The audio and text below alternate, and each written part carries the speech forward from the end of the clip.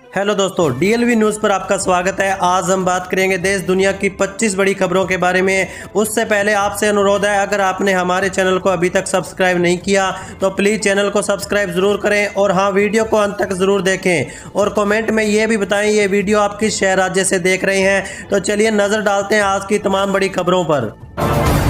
देखिए, पहली सबसे बड़ी खबर, जी राम जी योजना के तहत किन किन महिलाओं को ग्रामीण रोजगार गारंटी कार्ड मिलेगा, इस पर अपन डिटेल में बात करते हैं। इस कानून के तहत कुल लाभार्थियों में महिलाओं की कम से कम 1/3 हिस्सेदार सुनिश्चित की गई है। यह प्राविधान सिर्फ घोषणा तक सीमित नहीं होगा, बल्कि पंजीकरण से लेकर काम आवंटन, पहचान, भुगतान, निगरानी और शिकायत निवारण तक पूरी प्रक्रिया को स्पष्ट रूप से तय किया गया है। यदि इसका ईमानदारी से पालन हुआ तो जी राम जी ग्रामीण महिलाओं के लिए सम्मानजनक और सुरक्षित रोजगार का मजबूत मॉडल बन सकता है। अधिनियम के अनुसार ग्रामीण रोजगार गारंटी के लिए जब किसी परिवार का पंजीकरण होगा तो उसके सभी सदस्यों के नाम दर्ज किए जाएंगे, जैसे पत्नी, बेटी या परिवार की मुखिया, सबका नाम दर्ज कराना होगा। उन्हें अलग से आवेदन देने या दफ्तरों के चक्कर नहीं लगाने पड़ेंगे।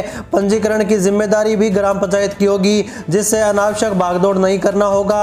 अकेली रहने वाली महिलाओं के लिए अधिनियम में विशेष व्यवस्था की गई है, जैसे विधवा और अविवाहित महिलाओं को अलग से विशेष ग्रामीण रोजगार गारंटी कार्ड जारी किए जाएंगे। इन कार्डों के आधार पर उन्हें काम देने में प्राथमिकता मिलेगी। वहीं अगली बड़ी खबर देखिए, झारखंड सरकार ने कुपोषण से निपटने के लिए एक महत्वपूर्ण कदम उठाया। आंगनवाड़ी केंद्रों में अब टेक होम राशन की रेसिपी तय कर दी गई है। इस निर्णय से राज्य में बच्चों और महिलाओं को बेहतर पोषण मिलेगा और कुपोषण के खिलाफ लड़ाई को मजबूत मिलेगी। सरकार का लक्ष्य है कि हर बच्चे को सही पोषण मिल सके। चलिए आगे बढ़ते हैं अपन खबरों में। देखिए, उत्तराखंड के मुख्यमंत्री पुष्कर सिंह धामी ने कहा, पर्यटन के माध्यम से पूरे साल लोगों को रोजगार उपलब्ध कराया जाएगा। नैनीताल में पर्यटन को बढ़ावा देने के लिए सरकार कई योजनाएं चला रही है। मुख्यमंत्री का लक्ष्य है कि राज्य में पर्यटन उद्योग को विकसित करके स्थानीय लोगों के लिए रोजगार के अवसर पैदा किए जाएं। इससे राज्य की अर्थव्यवस्था को भी मजबूती मिलेगी। वहीं दोस्तों देखिए, बसपा प्रमुख मायावती ने गुरुवार को बांग्लादेश में हो रही भारत और हिंदू विरोधी घटनाओं पर गहरी चिंता व्यक्त की और केंद्र सरकार से अधिक सतर्क होकर प्रभावी कदम उठाने की अपील की। उन्होंने इंटरनेट मीडिया एक्स पर लिखा, हाल के दिनों में बांग्लादेश में जिस तरह से भारत और हिंदू विरोधी घटनाएं सामने आ रही है, उसे देखते हुए केंद्र सरकार को लोगों की अपेक्षाओं के अनुरूप अधिक सजग होकर ठोस कदम उठाने की आवश्यकता है। वहीं अगली बड़ी खबर देखिए, दिल्ली में अब 13 जिले अस्तित्व में आ चुके हैं, जिसकी अधिसूचना जारी कर दी गई है। राज्य सब जिलों और नगर निगम जोन की सीमाएं एक जैसी होने से प्रशासनिक कार्यों में आसानी होगी। सरकार हर जिले में मिनी सचिवालय स्थापित करेगी, जिससे जनता के सभी काम एक ही छत के नीचे हो सकेंगे। नई व्यवस्था से सेवाओं की पहुंच बढ़ेगी, शिकायत निवारण तेज होगा और अधिकारियों पर काम का भार भी कम होगा। चलिए आगे बढ़ते हैं अपन खबरों में। देखिए, जितिन राम मांझी ने जहानाबाद में कहा कि अमित शाह ने उनके बेटे संतोष सुमन को राज्यसभा सीट देने का वादा किया था। उन्होंने बांग्लादेश में हिंदू पर हो रहे अत्याचारों पर भी चिंता जताई और कहा कि पाकिस्तान में भी हिंदुओं के साथ भेदभाव किया जाता है। मांझी ने कहा कि वे एनडीए के साथ है, पर अपनी बात रखना गलत नहीं है। वहीं देखिए दोस्तों, भारतीय रेलवे ने 215 किलोमीटर से अधिक की यात्रा करने वाले यात्रियों के लिए ट्रेन के किराए में बढ़ोतरी की। इस फैसले से भागलपुर और बिहार के अन्य शहरों से लंबी दूरी की यात्रा करने वाले यात्रियों पर असर पड़ेगा, क्योंकि उन्हें अधिक किराया देना होगा। रेलवे का कहना है कि यह कदम राजस्व बढ़ाने के लिए उठाया गया है। चलिए अगली बड़ी खबर देखिए, वित्तीय वर्ष 2025-26 के लिए इनकम टैक्स 31 दिसंबर तक जमा आप कर सकते हैं। आयकर विभाग ने करदाताओं को समय सीमा का पालन करने की सलाह दी। कुछ विशेष आय वर्ग के लोगों को लेट फीस में भी छूट दी गई है। उत्तर प्रदेश के मुरादाबाद शहर के करदाताओं के लिए यह महत्वपूर्ण सूचना है। समय पर टैक्स जमा करके आप परेशानी से बच सकते हैं। वहीं दोस्तों अगली बड़ी खबर देखिए, उत्तर प्रदेश में महिलाओं के लिए बीमा सखी योजना एक सुनहरा अवसर लेकर आई है। इस योजना के तहत महिलाओं को पक्की नौकरी के साथ हर महीने 7,000 रुपये की पगार गारंटी दी जा रही है। यह योजना महिलाओं को सशक्त बनाने और उन्हें आर्थिक रूप से स्वतंत्र बनाने की दिशा में एक महत्वपूर्ण कदम है। चलिए अगली बड़ी खबर देखिए, कांग्रेस नेता शशि थरूर ने क्रिसमस पर हुए विवाद पर बड़ा बयान दिया। उन्होंने कहा कि यह देश की संस्कृति और पूजा की स्वतंत्रता पर हमला है। थरूर ने इस घटना की निंदा करते हुए धार्मिक सद्भाव बनाए रखने की अपील की। उन्होंने सभी नागरिकों से संविधान में निहित मूल्यों का सम्मान करने का भी आग्रह किया। वहीं दोस्तों देखिए, टेलीग्राम के फाउंडर पावेल ड्यूराव ने अपनी संपत्ति के उत्तराधिकार और स्पर्म डोनेशन को लेकर एक अनोखी घोषणा की। 100 से ज्यादा बच्चों के जैविक पिता ड्यूरेवेन महिलाओं को मुफ्त IVF का प्रस्ताव दिया। उन्होंने वादा किया कि DNA साबित होने पर इन बच्चों की उनकी 17 बिलियन की संपत्ति में समान हिस्सा मिलेगा। वहीं अगली खबर देखिए, झारखंड सरकार गुरुजी आपातकालीन सेवा योजना 1944 शुरू करने जा रही है, जो एक टोल फ्री नंबर होगा। इस पर कॉल करने से दुर्घटना की सूचना पुलिस, एम्बुलेंस और अस्पताल तक पहुंचेगी। जनवरी में लॉन्च होने वाली इस योजना का उद्देश्य दुर्घटना के बाद तुरंत मदद पहुंचाना होगा। चलिए आगे बढ़ते हैं अपन खबरों में। देखिए, राजस्थान में आगामी वर्ष में होने वाले पंचायती राज संस्थानों और स्थानीय निकाय चुनाव में शैक्षणिक योग्यता अनिवार्य होगी। पंचायती राज संस्थाओं में सरपंच के लिए 10वीं कक्षा और स्थानीय निकायों में पार्षद के लिए 10वीं और 12वीं कक्षा पास होना आवश्यक होगा। इसके लिए पंचायती राज और स्थानीय निकाय विभाग ने प्रस्ताव तैयार किए हैं। वहीं देखिए दोस्तों, प्रधानमंत्री मोदी ने राष्ट्र प्रेरणा स्थल के लोकार्पण अवसर पर अपने संबोधन में राष्ट्रवाद, सुशासन, अंत्योदय और परिवारवाद विरोधी राजनीति को जोड़कर भाजपा की वर्ष 2027 के लिए राजनीतिक दिशा और प्राथमिकताएं स्पष्ट की। उनका संदेश था कि भाजपा की राजनीति अब राष्ट्र की एकता से लेकर अंतिम व्यक्ति की सामाजिक सुरक्षा तक एक ही दूरी पर आधारित है।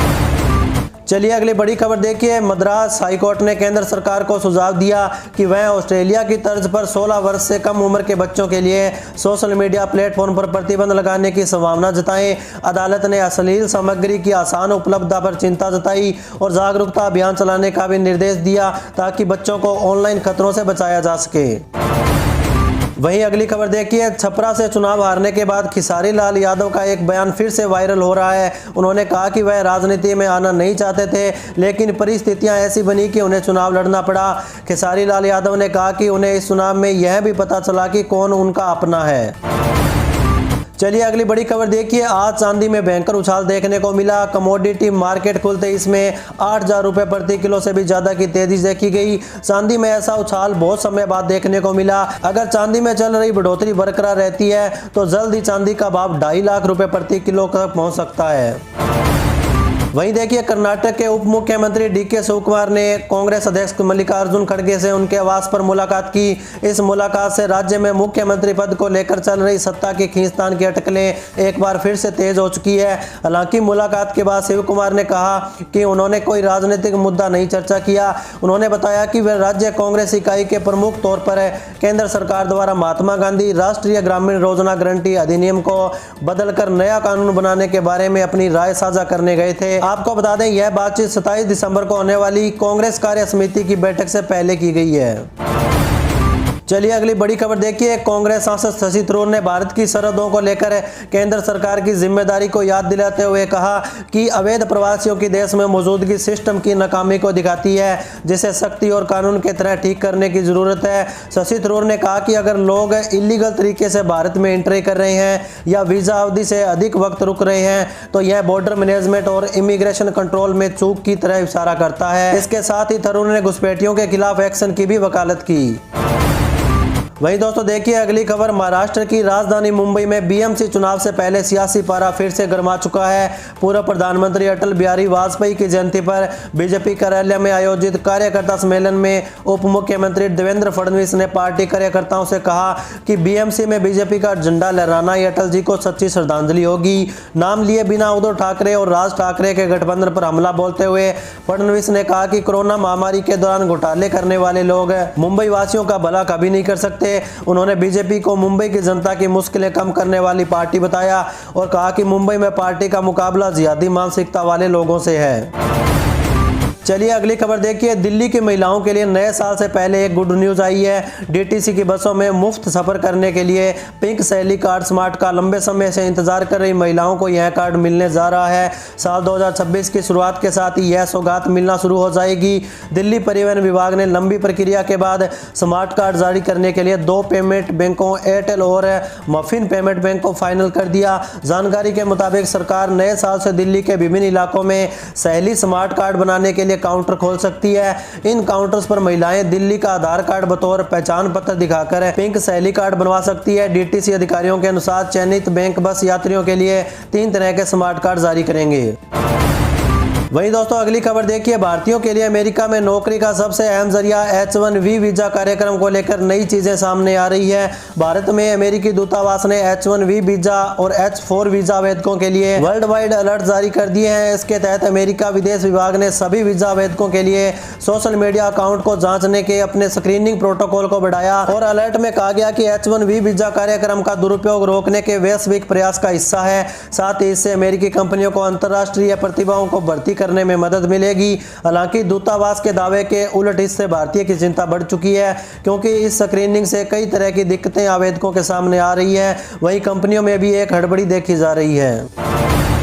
चलिए अगली बड़ी खबर देखिए, केंद्र सरकार ने साल 2047 तक विकसित भारत के लक्ष्य को ध्यान में रखते हुए इस साल एक के बाद एक ऐसे कदम उठाए जिनकी दूरगामी असर दिखेंगे। बजट में इनकम टैक्स में राहत की घोषणा के बाद GST 2.0 के रूप में एक बड़ा टैक्स सुधार किया गया। वहीं लेबर कोड के जरिए विशाल वर्कफोर्स को संगठित क्षेत्र में लाने की राह भी बनाएगी। ईज ऑफ डूइंग बिजनेस पर फोकस के साथ औद्योगिक क्षेत्र की राह भी आसान हो सकती है। विशेषज्ञों का मानना है कि तेज ग्रोथ बनाए रखने के लिए नए साल में कुछ और आर्थिक सुधारों की जरूरत है। वहीं दोस्तों देखिए, इलाहाबाद हाई कोर्ट ने शादी का झूठा वादा करके शारीरिक संबंध बनाने से जुड़े एक मामले में सुनवाई करते हुए अपने महत्वपूर्ण फैसले में आवेदक की अग्रिम जमानत याचिका को खारिज करते हुए तल्ख टिप्पणी की। हाई कोर्ट ने कहा कि शादी का झांसा देकर महिला का यौन शोषण करना और आखिर में उससे शादी करने से मना करना, ये ऐसी प्रवृत्ति है जो समाज में बढ़ रही है। इसे शुरुआत में ही खत्म कर देना चाहिए। यह समाज के खिलाफ एक गंभीर अपराध है, इसलिए आवेदक किसी भी तरह की रियायत का हकदार नहीं है। वहीं अगली बड़ी खबर देखिए, महाराष्ट्र में मुंबई समेत 29 नगर पालिकाओं के लिए 15 जनवरी को चुनाव होंगे। इस चुनाव के मद्देनजर शिवसेना, UBT और राज ठाकरे की पार्टी MNS के बीच समझौता हुआ और दोनों ही भाई उद्धव ठाकरे और राज ठाकरे महाराष्ट्र की राजनीति में अपनी ताकत बढ़ाने की कोशिश कर रहे हैं। लेकिन इस बीच राज ठाकरे को बड़ा सियासी झटका लगने की सियासी अटकलें लगाई जा रही है। पूर्व MNS पार्टी और नेता भाजपा के आला दिवंगत नेता प्रमोद महाजन के भाई प्रकाश महाजन ने उप मुख्यमंत्री एकनाथ शिंदे से मुलाकात की और ऐसी अटकलें लगाई जा रही है कि वे जल्द ही शिवसेना में शामिल हो सकते हैं। इसी वजह से राजनीतिक चर्चाएं तेज हो गई है। चलिए अगली खबर देखिए, जम्मू कश्मीर में चिकित्सा अधिकारियों के लिए नए नियम लागू किए गए हैं, जिसके तहत उन्हें स्नातकोत्तर PG कोर्स करना होगा या नौकरी छोड़नी होगी। सरकार ने चिकित्सा शिक्षा को बेहतर बनाने और डॉक्टरों की उपलब्धता सुनिश्चित करने के लिए यह कदम उठाया। इस फैसले से चिकित्सा क्षेत्र में करियर विकल्पों पर महत्वपूर्ण प्रभाव पड़ेगा। तो दोस्तों ये थी दिन भर की तमाम बड़ी खबरें। उम्मीद करते हैं जानकारी आपको अच्छी लगी होगी। और हाँ, अभी तक आपने चैनल को सब्सक्राइब नहीं किया तो प्लीज़ चैनल को सब्सक्राइब जरूर करें। और हाँ, इस वीडियो को ज़्यादा से ज़्यादा अपने दोस्तों के साथ शेयर करें।